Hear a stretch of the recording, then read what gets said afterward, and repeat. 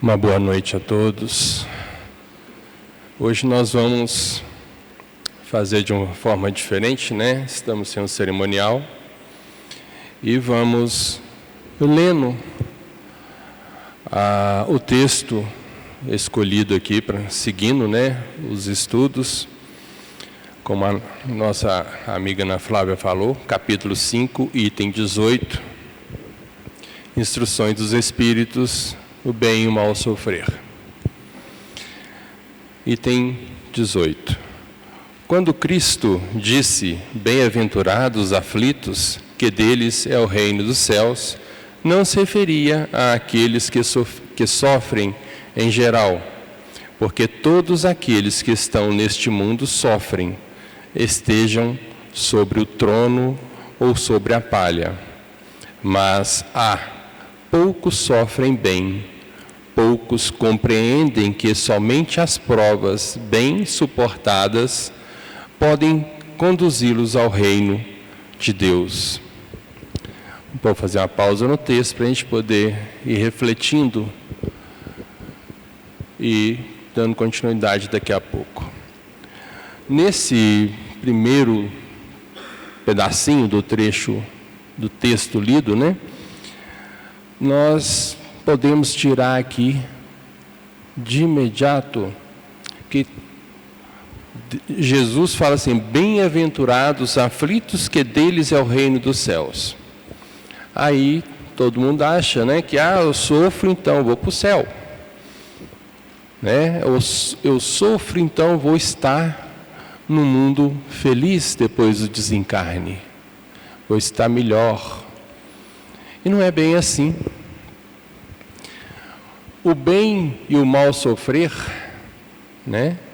Ou seja, você sofrer com resignação, com resiliência, você não sofre, você aprende. Aquela pessoa que fica sempre a reclamar, a falar que Deus esqueceu dela, falar que não dá sorte, que tudo que tem que acontecer, acontece com ela. Bom, só por essas reclamações que a pessoa vai fazendo, que está chamando mais coisas para ela. A partir do momento que nós, quantas vezes já fizemos isso, né? Que vamos falando que as coisas estão dando errado e não observamos o porquê. Sempre que podemos sofrer de uma forma mais suave, esse sofrimento fica leve. Ele nos ensina o que aquele instante, aquela dor, aquele momento de tribulação está nos querendo dizer. Nós temos uma terrível mania de quando a pessoa está desabafando com a gente, contando de uma doença, de um familiar difícil, coisas do gênero, nós atropelamos o que a pessoa está falando para poder colocar os nossos sofrimentos ali também. Agora imagina esse clima de vibrações negativas e pensamentos negativos. Jesus falou, onde dois ou mais estiverem reunidos, estarei ali, presente. Mas não nas queixas. É lógico que no momento íntimo a gente tem que pedir ajuda, tem que entregar nas mãos de Deus, nas mãos de Jesus, né? Da espiritualidade amiga, uma coisa que a gente não está conseguindo uma solução fácil, o melhor a fazer é a oração e a entrega. A entrega no sentido de não reclamar e pedir ajuda, sim. Ajuda a Jesus, ajuda a espiritualidade amiga, ajuda a Deus. Mas observar, porque essa ajuda, ela vem de várias formas. Ela vem num monte de livros que alguém te indicou para você poder ler e não está lendo. Vem numa palestra que alguém nos arrastou para poder assistir e a palestra cai igualzinho uma luva. Nós temos que, através dessa leveza, deixar de reclamar, entregar nas mãos de Deus, entender que aquilo que estamos passando não é por acaso. Não existe esse acaso. Não tem como estarmos aqui e viver no spa. A gente não vem aqui para isso. Nós viemos aqui, se estamos aqui de volta, reencarnados, é porque precisamos de mudar alguma coisa no nosso entendimento, no nosso modo de agir, de pensar, de fazer. Não vamos estar aqui à toa. Todos nós viemos com um propósito. Todos nós estamos aqui para provar, ou para espiar, ou numa missão. Eu gosto sempre, eu tenho isso comigo, que estamos aqui para as três coisas. Eu ainda acrescento mais uma, que é o aprender. Então estamos aqui para, primeiramente, nos provar, espiar, em missão e aprender. Ninguém vem aqui só para sofrer, mas também ninguém vem aqui só para ter momentos felizes. Jesus falou para a gente que a felicidade não é desse mundo, mas podemos sim, mesmo nas turbulências que nós atravessamos, todos atravessamos, deixar essa turbulência mais leve nos nossos pensamentos e na nossa vibração. A partir do momento que nós mudamos essa conduta da reclamação, essa conduta de achar que é só a gente que sofre, e mudamos a chave ali para a oração, para um coração mais tranquilo, a mente mais tranquila, um coração amoroso que aceita, aceita aquele ensinamento que um dia antes da nossa reencarnação nós escolhemos. Ou então nos foi posto de forma compulsória para poder virmos aqui e desbastar essa pedrinha bruta que está no nosso interior. Vamos seguir mais um pouquinho o texto. O desencorajamento é uma falta. Deus vos recusa consolações porque vos falta coragem. A prece é um sustentáculo para a alma, porém ela não basta. É preciso que esteja apoiada sobre uma fé viva na bondade de Deus.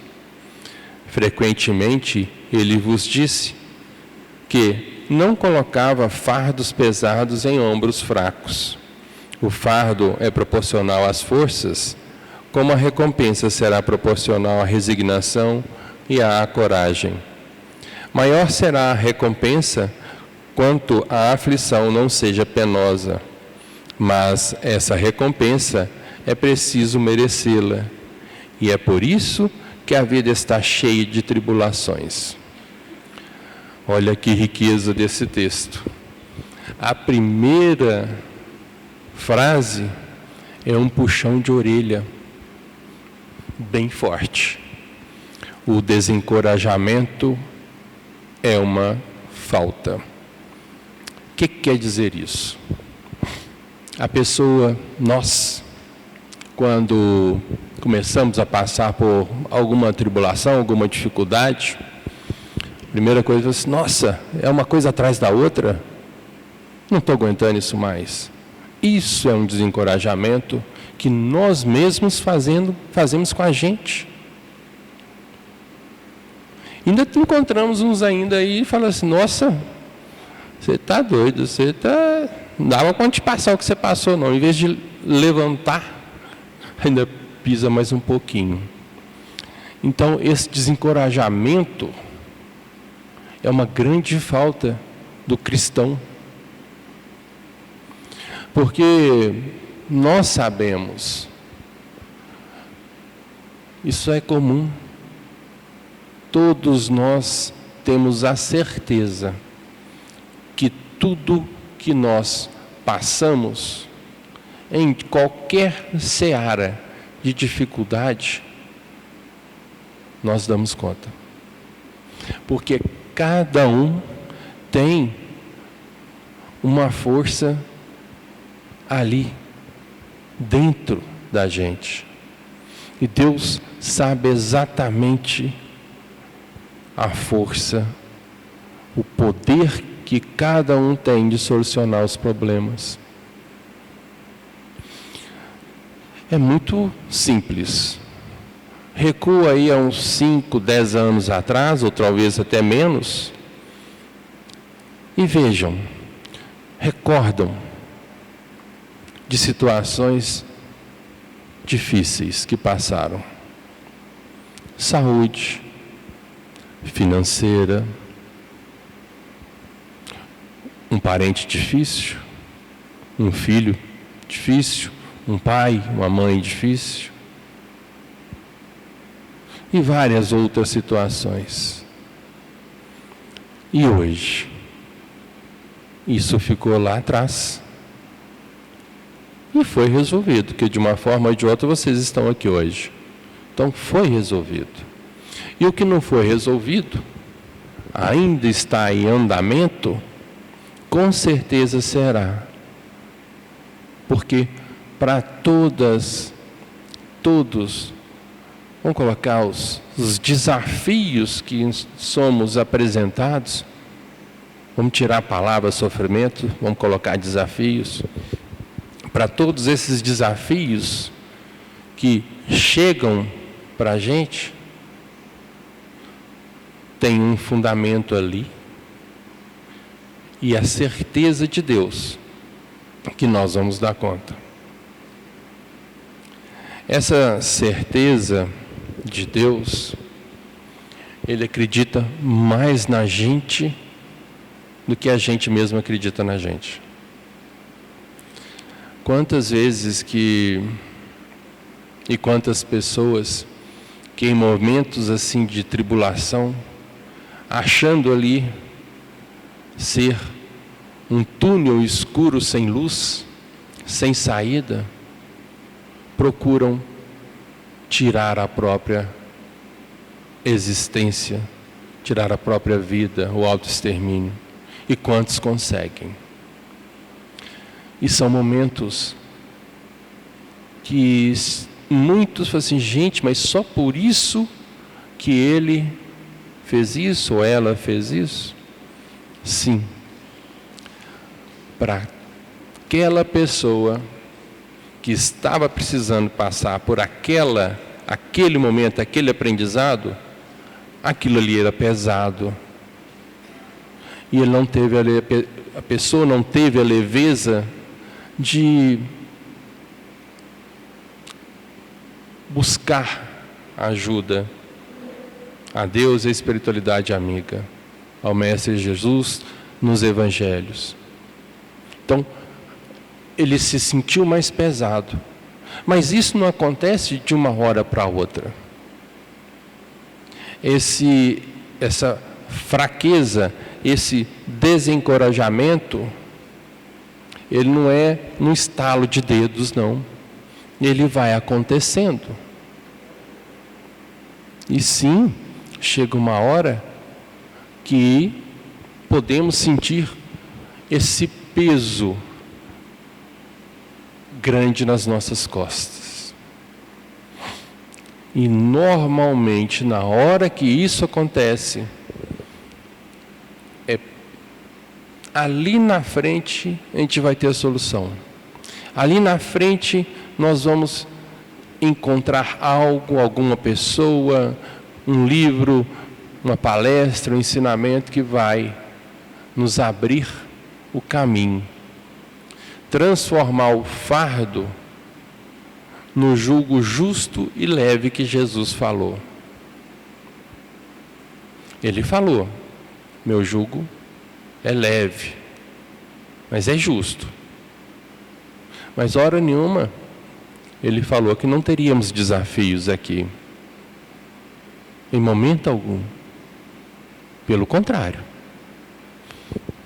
Ele não falou que aqui não é um lugar de felicidade, mas podemos criar a felicidade e a leveza.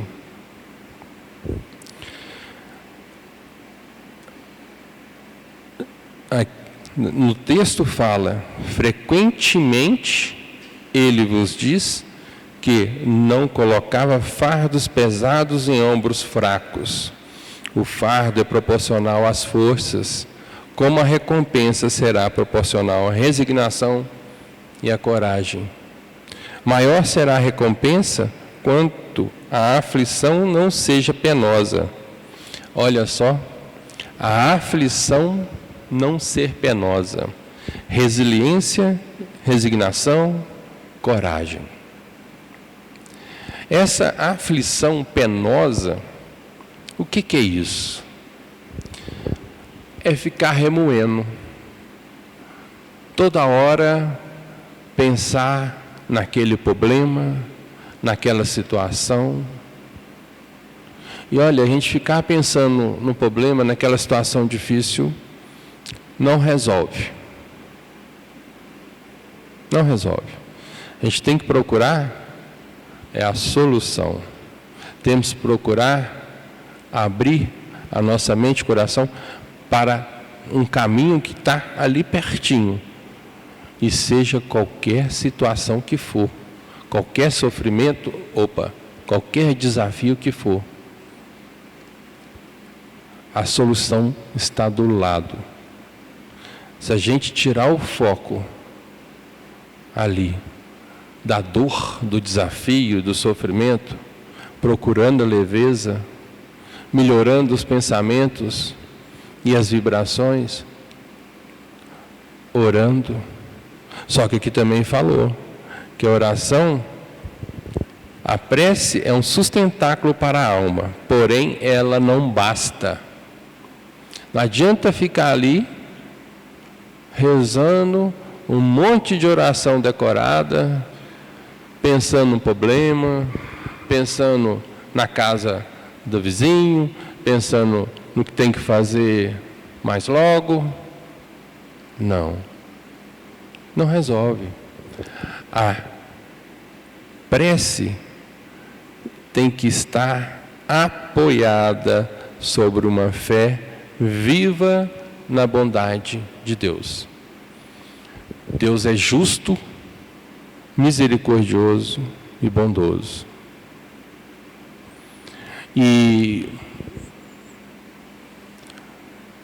na questão 633, no Livro dos Espíritos, a respeito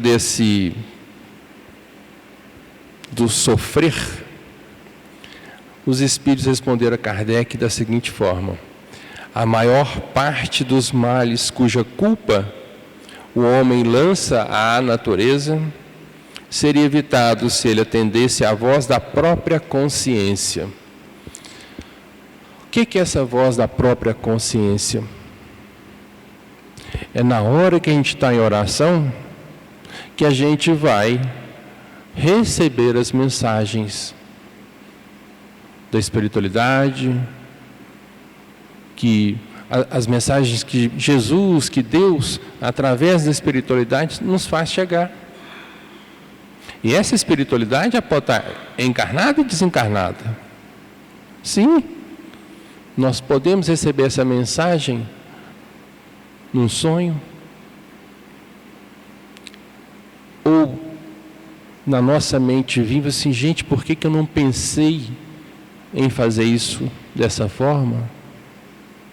Ou então, um amigo que a gente tenha confiança, numa dessas nossas jornadas de queixume, eu falo assim, Adriano, por que você não faz isso? Eu falo assim, uai, e é mesmo. Pois é. Então, nós temos que estar atentos e leves. Enquanto a gente estiver focado só no problema, nós não vamos achar o outro caminho que é a solução. Dando continuidade ao texto, o militar que não é enviado ao campo de batalha não fica contente, porque o repouso da retaguarda no acampamento não lhe proporciona promoção. Sede, pois, como militar, e não desejeis um repouso em que o vosso corpo se enfraqueceria e a vossa alma se entorpeceria. Ficai satisfeito quando Deus vos envia à luta. Essa luta não é o fogo da batalha, mas as amarguras da vida, onde é preciso, algumas vezes, mais coragem do que num combate sangrento, porque aquele que ficaria firme diante do inimigo se dobrará sob o constrangimento de uma pena moral. O que está falando aqui para a gente? A batalha que nós temos pela frente não é só uma, não é só duas, são várias. Ela não é essa batalha sangrenta, ela é uma batalha moral. Moral. Hoje, atualmente, as nossas batalhas estão sendo muito mais moral do que física.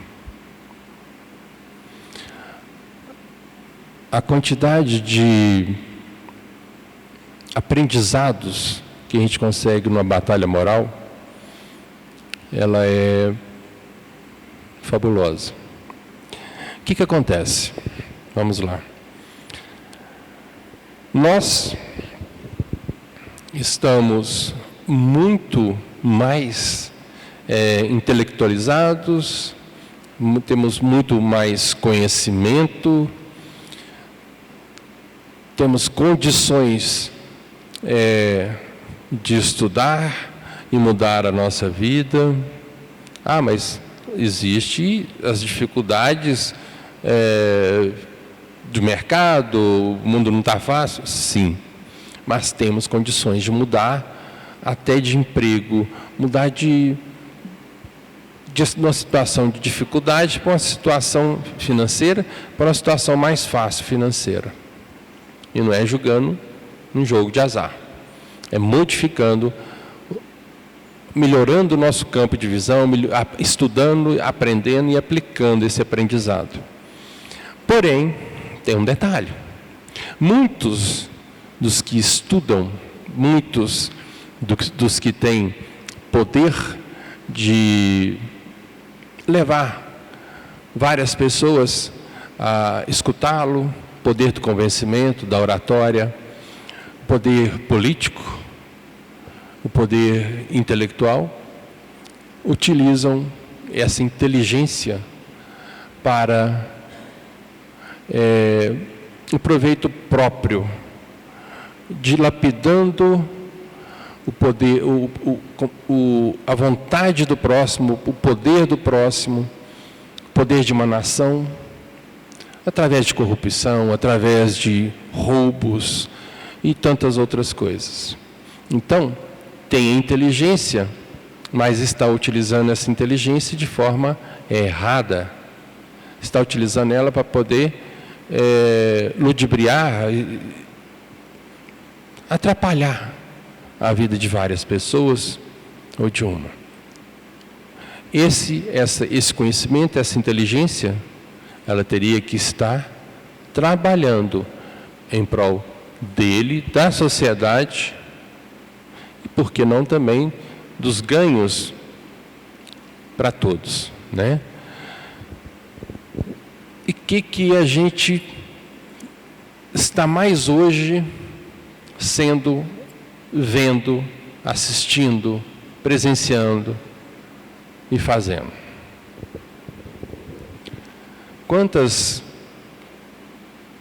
propostas indecentes um político recebe, ou um empresário recebe, ou um professor, onde tem ganhos fáceis, tem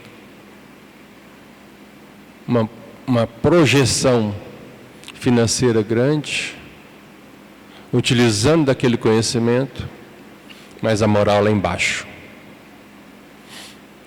Quantos de nós aqui, presentes, os encarnados, que estão aqui nas provações morais? Quantas coisas que fazemos no nosso dia a dia que, mesmo sabendo que é errado, mesmo assim ainda fazemos. E na hora que começamos a nos dar conta, a estudar o Evangelho, procurar se espiritualizar mais, aí começamos a nossa briga interna. Isso aqui me vai fazer ganhar dinheiro, mas é moral? Isso que eu estou fazendo é certo?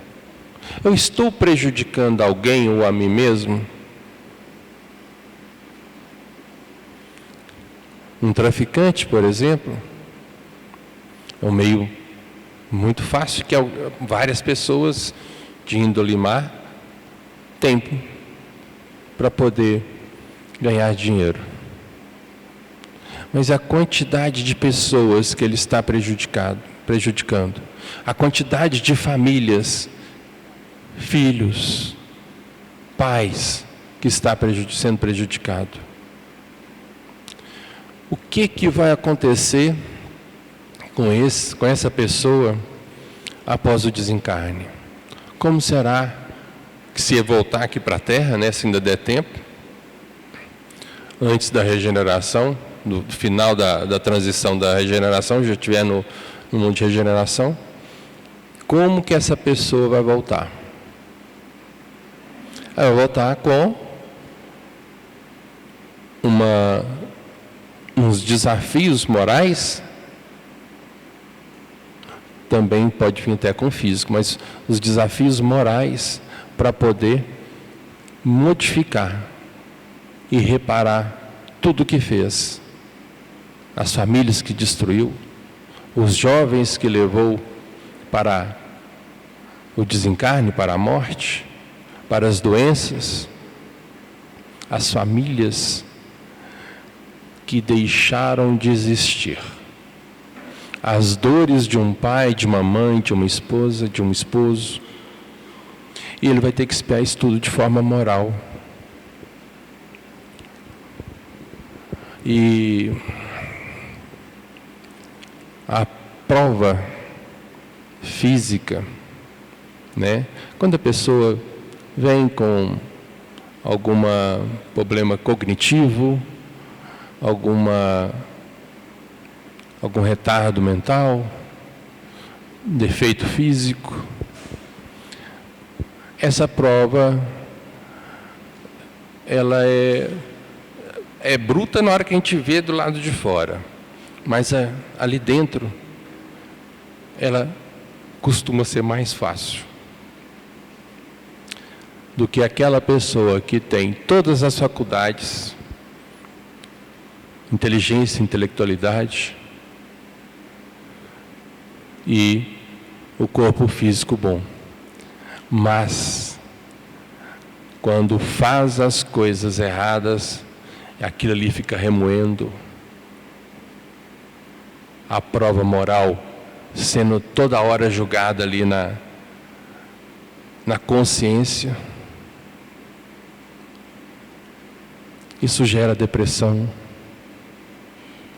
Isso gera abuso de álcool e de drogas. Se a pessoa não se controlar, vira isso. E vai desestruturar ela e a própria família. Não estou falando aqui que todo usuário de álcool e de droga é dessa condição. É um exemplo só que eu citei. A prova moral, ela dói mais do que a prova física. A doença, ela chega uma hora, ou tem a cura ou tem a cura. Tem a cura física, onde tu usou os medicamentos, fez cirurgias necessárias e tudo mais, ou tem a cura física e espiritual, com o desencarne. A prova moral, ela pode ser prolongada. Pode ser que na existência, essa prova moral que eu estava passando, por exemplo, um exemplo, colocar eu como exemplo, e não tive discernimento de pegar e procurar ajuda, o estudo do Evangelho, a espiritualização, eu venho a cometer o autoextermínio. Isso vai continuar lá, essa prova moral. Vamos dar continuidade aqui ao nosso texto. O homem não é recompensado por essa espécie de coragem, mas Deus lhe reserva louros e um lugar glorioso. Quando vos atinge um motivo de inquietação ou de contrariedade, esforçai-vos por superá-lo. E quando chegardes a dominar os ímpetos da impaciência, da cólera ou do desespero, dizei-vos, com justa satisfação, eu fui mais forte. Então, aqui, nessa parte, está falando exatamente o que nós estávamos comentando agora há pouco. Quando chega essa inquietação, essa contrariedade, nós temos que nos esforçar para superá-lo. E nós nos esforçando para superá-lo, dominando esses ímpetos de impaciência, de descontrole, quando a gente consegue ultrapassar esse desajuste, aí chega lá, a gente pode falar assim, eu fui mais forte. Continuando o texto.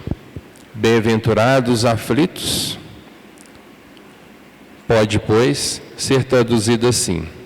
Bem-aventurados aqueles que têm oportunidades de provarem sua fé, sua firmeza, sua perseverança, a sua submissão à vontade de Deus, porque terão em cêntuplo a alegria que lhes falta na terra, e depois do trabalho virá o repouso.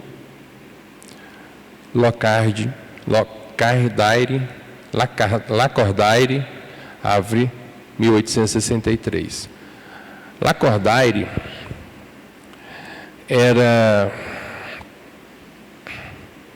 antes do desencarne dele, né? Essa aqui foi uma manifestação que foi dada a Kardec. Ele era quando na juventude, ele se denominava um ateu, não acreditava em Deus, em nada. E era onde a família bem colocada, lá na sociedade da França, e teve alguns acontecimentos. Ele já tinha formado em Direito, teve alguns acontecimentos e ele deixou a vida judicial para se tornar um religioso. E foi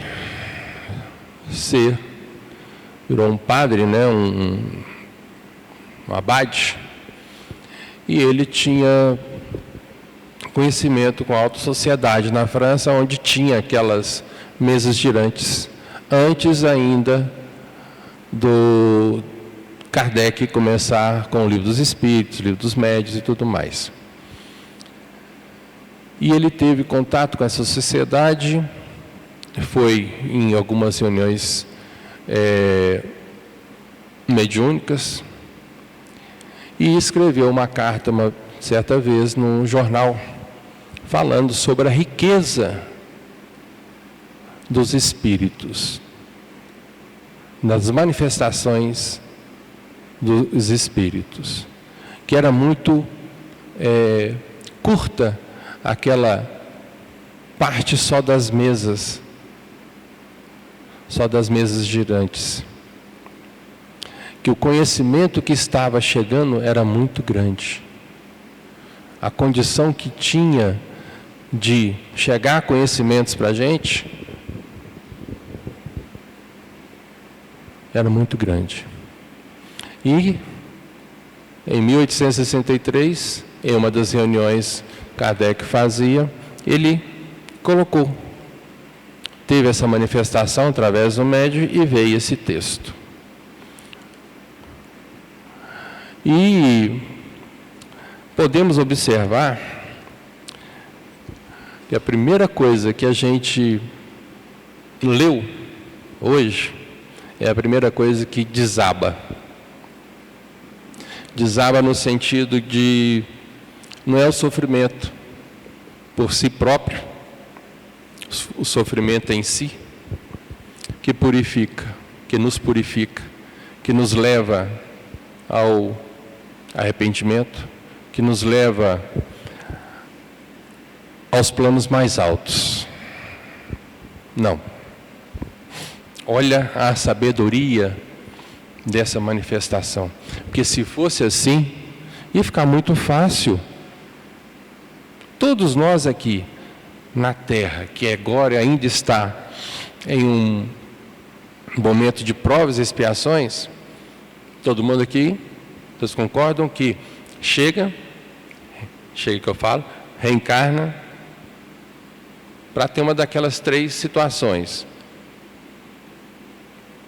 prova, expiação, omissão. Então, isso é uma coisa do planeta Terra, não só dos encarnados, os desencarnados também, os que estão ligados no planeta. Então, é uma condição nossa. Um espírito que está precisando de passar por um momento dessas 3 situações, ele vai ser colocado aqui pela espiritualidade, se aqui estiver de acordo com o que ele está precisando. Então, pronto. Só de estar aqui não quer dizer que a gente está resgatando os nossos erros. Para poder fazer isso, nós temos que saber sofrer. Sofrer no bem e no amor, no aprendizado. É a forma como a gente aceita e reage a essas tribulações na Terra, é que vai nos levar a uma mudança. Aquela situação que eu comecei a falar no início do nosso estudo, onde uma pessoa está falando alguma situação dela, que ela está passando dificuldade financeira, saúde, filho e tudo mais, e a gente entra para poder pegar e falar de uma coisa pior, fica aquela disputa, né? Quem está passando mais sofrimento? Nesse momento vocês conseguem enxergar que ali está tendo um egoísmo da nossa parte? Pois é, egoísmo. Em colocar que eu não posso passar por essas dificuldades, eu sou um privilegiado de Deus, e quer falar isso para todo mundo, para ver se Deus escuta e intervém ao nosso favor. Não é dessa forma que acontece. Não é assim. Nós temos que fazer a nossa parte. E a primeira coisa que temos que fazer é oração na base, dentro da fé na bondade de Deus, o silêncio, a aceitação dos desígnios, porque não é à toa que a gente está passando por qualquer situação que seja. Se a gente não causou agora, causou lá atrás. Então, essa situação que todos nós vivemos, o egoísmo está ali, entranhado. E a gente tem que ter a caridade de escutar e ajudar. Porque tem muitas pessoas passando por situações piores do que a nossa. E essa situação pior do que a nossa, nós temos que ajudar. E a partir do momento que começamos a trocar esse egoísmo para a caridade, mesmo que a gente esteja passando algo similar, na hora que a gente muda essa chave, os nossos problemas, por milagre, vão começar a serem resolvidos, amenizados. Então, vamos a partir de agora, depois vocês pegam esse texto, leem de novo, que é um tempo muito curto, para a gente poder falar o tanto de ensinamento que Lacordaire colocou aqui nesse pequeno trecho. Reflitam isso em casa. Vejam onde que está a ligação do egoísmo com essa nossa constante reclamação. E vamos procurar o equilíbrio, vamos procurar a caridade, vamos procurar ajudar ao próximo. E olha, hoje, toda quarta-feira, nós temos esse estudo aqui na casa, que é o Evangelho, estudo do Evangelho segundo o Espiritismo. Eu considero que aqui estamos juntos, fazendo um culto do Evangelho no nosso lar. E esse culto do Evangelho no nosso lar, quando nós fazemos na nossa casa, utilizando as obras básicas, eu gosto, como se diz, o culto do Evangelho no lar, inicialmente vai fazer com o Evangelho. A quantidade de aprendizado que a gente vai adquirindo, lendo e refletindo, fazendo ligações com a nosso cotidiano, com a nossa vida, com os nossos desafios, nossos sofrimentos, nossas dores, através desse culto do Evangelho no lar, nós começamos a mudar os nossos pensamentos, vibrações, a nossa vida muda. E depois que a gente muda, começa a ir por essa seara do Evangelho, a gente não quer voltar mais. E a gente vai saber vai ter desafio, mas vai saber levar o desafio de forma mais leve, mais suave. Obrigado a todos. Uma boa noite.